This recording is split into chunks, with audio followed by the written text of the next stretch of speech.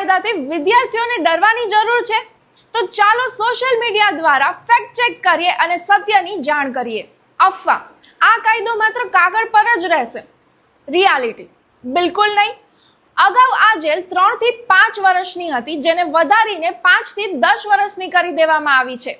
તપાસ માટે 2 મહિનાની ડેડલાઇન કરી દેવામાં આવી છે અને સ્પેશિયલ ફાસ્ટ ટ્રેક કોર્ટ પણ બની ગઈ છે.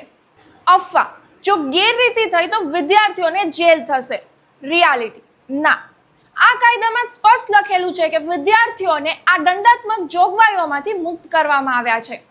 NEP 2020 અને મોદી સરકારનું એક જ લક્ષ્ય છે કે યુવાનોને પારદર્શક અને ભયમુક્ત માહોલ આપવો. જેઓ મહેનત કરી રહ્યા છે તેમની મહેનત હવે માફિયા નહીં છીનવી શકે.